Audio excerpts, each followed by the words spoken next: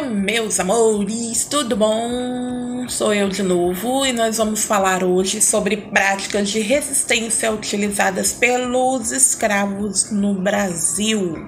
Muito importante, hein? A escravidão no Brasil, ela foi cruel durante 300 anos. A falta da liberdade, aliada com violência, motivou os africanos a se organizarem em diferentes formas de resistência, como quilombos e organizando fugas. Os escravos, eles foram utilizados em diferentes tipos de trabalho ao longo da história, né? Tanto da colônia quanto do império.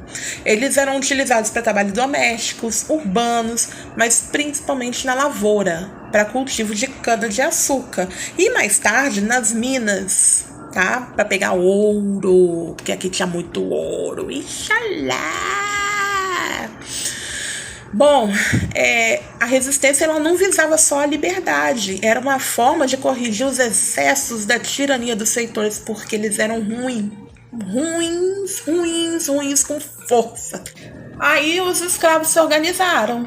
Não dá mais, vamos botar um fim nisso, gente. Não dá pra ficar apanhando, só apanhando, a gente se mata e vamos só ficar apanhando? Não, eles se organizaram de diferentes maneiras contra a escravidão. E no nosso texto, que dá base à atividade dessa semana, nós vamos falar de 3, de revoltas violentas, de fugas e de quilombos. Bom, no século XIX, os escravos também costumavam procurar as autoridades, como a polícia, para poder denunciar os abusos praticados por seus senhores, porque, gente, era muita maldade. Era coisa assim terrível que os senhores faziam com os escravos. Então, ou não é para ficar revoltado? Claro, gente, não tem condição, a gente não pode tratar o outro desse jeito. Não pode. Aí começaram as revoltas violentas. Era uma estratégia das mais conhecidas dos escravos. O que eles faziam, gente?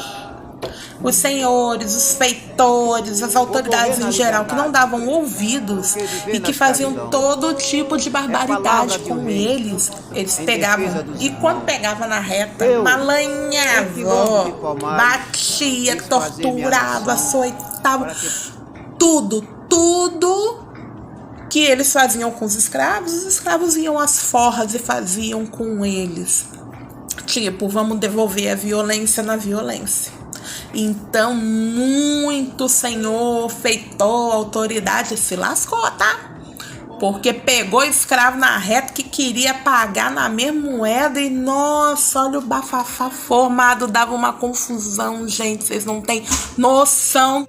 Uma das formas também de resistência muito comum eram as fugas. Elas poderiam ser coletivas ou individuais. Como assim, professora, coletiva? Eu não tô conseguindo entender. Me esclarece aí, por favor. Coletivas. Ou seja, juntava aquela galera e ia. Então os escravos não estavam satisfeitos, falavam, vamos embora, vamos vazar daqui? Vamos. Juntava todo mundo e tchau. Iam, fugiam. Quem se aventurava em ir sozinho era mais difícil para poder sobreviver no mato, porque lá também é perigoso. Vai que tá lá sozinho e vê uma jaguatirica, já era. E o objetivo deles era chegar aos quilombos que foram construídos em várias regiões do Brasil. Então o negócio era pegar e fugir pro quilombo para acabar com esse tormento de escravidão. O grande símbolo da resistência dos escravos africanos no Brasil foram os quilombos.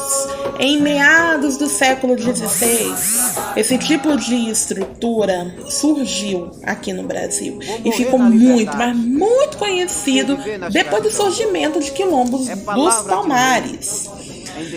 Os quilombos, eles sobreviviam do que cultivavam e do que eles retiravam das matas. Mas, gente, tinha quilômetro que era todo trabalhado na maldade. Realizava assalto na estrada, ataque em engenho, fazenda, nas vilas dos colonos. E, geralmente, os quilombos eram construídos em locais de difícil acesso. Só que também tinham uns que eram perto das grandes cidades, como o quilombo do Buraco do Tatu, que ficava localizado nos arredores de Salvador. Para você ver a situação. Outros quilombos famosos, gente, foram os Quilombo das Vassouras, do Jabaquara, o Quilombo do Leblon, Quilombo do Buraco do Tatu, que a gente acabou de falar agora. Mas o mais conhecido mesmo, gente, foi o Quilombo dos Palmares. Foi construído na região do atual estado de Alagoas. E o Quilombo dos Palmares chegou a contar com 20 mil habitantes e teve quem como grande líder? Zumbi. Por isso que eu tô falando, Zumbi era o cara, bicho. Ele colocou lá a galera e lutou. É um dos símbolos da resistência, é Zumbi dos Palmares. E aí, com isso, hoje em dia, se você procurar no Google, você vai ver o quê? Que ainda existem quilombos aqui no Brasil. Bom, com base nesse resumo, espero que vocês consigam fazer essa atividade.